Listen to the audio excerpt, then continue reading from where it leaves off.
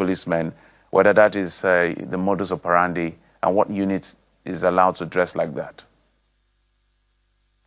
All right. I will start with the issue at hand, which is a very sad issue. Since my 6 years of public relations, this is my most difficult moment, because having an incident that cannot be explained is very difficult. There is no explanation for this. That policeman, I just don't get what I would say was wrong with him. You know, police cannot attribute problem to spirituality, but that may not be far from it, because that's the only explanation that one can give to what he did. When the 24th Commissioner of Police assumed duty as the CP Delta State, he had a stakeholders meeting where he advised park owners and courier, that's logistics company, on the need to search waybill before they allow it to fly, because drug peddlers and gun barons, that is armed peddlers too, they started transporting this thing through the means of waybill. So on Sunday, this young man came with a waybill. Having had that meeting with the CP, the park decided to check every waybill before they were allowed to go. On checking that particular waybill, they saw a Beretta pistol with 4 rounds of live ammunition. They quickly arrested the guy and tied him to his back and called the area commander, Efurun Area Command, who now mandated a team, a surveillance team, led by this ASP, to go and bring the suspect. The instruction was very clear. Go and bring the suspect. That was the instruction. So one would wonder why a suspect who is not a threat to you, a suspect who is already tied to his back, a suspect who was begging for his life, you try to shoot him the first time, it did not work, you remove your magazine, arrange it again and shoot him for the second time. It is not explainable, it is not pardonable.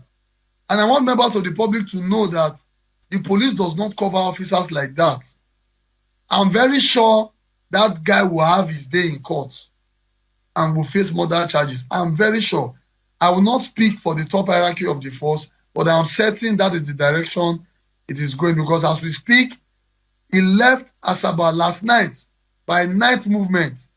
They left Asaba to Benin to conclude his query, and they left Benin as at 8 p.m. yesterday going to Abuja. I believe as at this morning, they're already in the force headquarters, because he will be dealt with. There is already an ongoing section of the force disciplinary committee that will handle his case, and I believe by the end of today, we will hear the outcome of that section. So it is not something we can explain. He only knows, he's the only one that can explain why he did what he did, and he will use his head to carry what he has. The cross, the music he has started playing, like I've always been saying, he will dance to it, because that guy has a right to life. Every suspect has a right to life. Nobody has the monopoly of violence. You don't just go about killing people because you are bearing firearm given to you by the government of Nigeria to protect life and property. It's not making any sense to me. Then on the issue of the address code, that's because the surveillance team attached to the area command, Efurun. That's why they appear like that. But if you observe closely, you discover that their vehicle was clearly branded. So it's not something that will say, oh, they don't want them to know they are policemen. No, their vehicle was clearly branded. Area command, Efurun. Right, so let's run through the major issues. So the officer, Usman Nuhu, you say is on his way to Abuja, but I counted at least 3-4 police officers in that video. And they're culpable as well.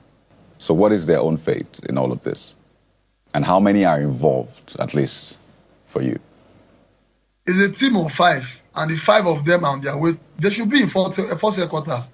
It's not only ASP Nuhu that was taken to the force headquarters. The entire team was taken to the force headquarters because it behoves on them to stop their colleague from doing the wrong thing. The video did not at any time show that they tried to stop him. So they cannot completely exonerate themselves from it because the video did not at any time show them trying to restrain the police officer. You can restrain you can even disarm your colleague when he's going out of line. They ought to have done that. They did not do that. So I believe they are culpable as well. They will go and defend themselves at the force headquarters. But it's not only ASP Nuhu Usman that was taken to force headquarters. The entire team, led by the area commander himself, they are presently in force headquarters as we speak. But this young man, his name has been, he's been called Ogenemine, the person who was killed. He was begging for his life. He kept saying, you know what, take me to Sapelaika. I will tell you. Whatever you need, I will tell you. I've never seen someone beg so passionately for life and cooperate in such manner. But we had the officer still shoot him, not once, twice from that video we saw. And to a lot of Nigerians, it proves one thing, that the policeman, and perhaps others there, the other policemen, know something about that Beretta pistol that was way-built, and they didn't want him to spill any information. So while they must be punished for killing that man, I mean, to the very maximum sentence, we must also unravel what is behind that pistol that was way-built, because he kept saying, I would tell you. And it's only someone who is involved, someone who is guilty, that wants to kill a witness that is about to spill the details of that particular operation. Within the police cycle, if I tell you that we've not had that line of thought, then I'll be lying to you. Because we have been trying to ask ourselves, what are the possible reasons why the officer did this? But what makes it difficult to want to believe that is the circumstances that led to his deployment there. It was the area commander who deployed him. That kind of coincidence, it will be very difficult to be coincidental, though not completely impossible. We have very good hands in the Nigerian police force, and they will not just dismiss him and take him to court. Investigation will be carried out.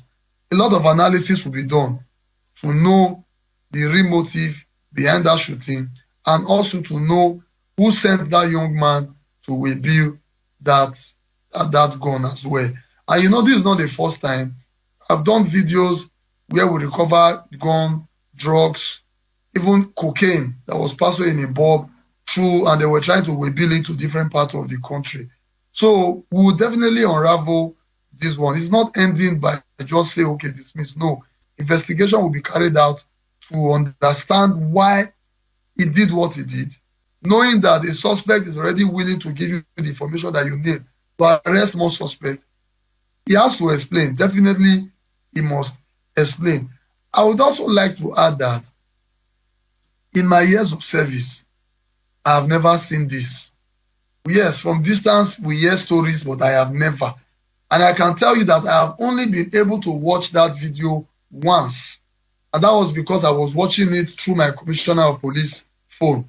I couldn't say, oh, God, I can't watch this. But subsequently, whenever I hear that boy begging, I usually block my ear because I just hope, I keep hoping he will not shoot, even though it had already passed. It is that bad because that's somebody's son. It could be my brother. It could be anybody. And that guy could be innocent, for goodness sake. It could be. It could just be an innocent person who was sent to go and rebuild something and nobody knows what, and he may not even know the content. So it's very sad. The police condemned this outrightly. And this incident happened on Sunday. Before the whole video started coming out, he was already on his way to Benin for the AIG to sign his query for him to go to force headquarters. So it's not something that the police intend to cover. The police has never covered such. One inspector that did something in the year 2023, he was dismissed, charged to court, and he was even sentenced to death. So one would wonder why policemen don't want to learn from the mistakes of others. It's very sad. And this guy will carry his cross. I know, I'm very, very sure that he will face the worst penalty there is, because what he did is inhuman. He's not representing the police by any way with what he did.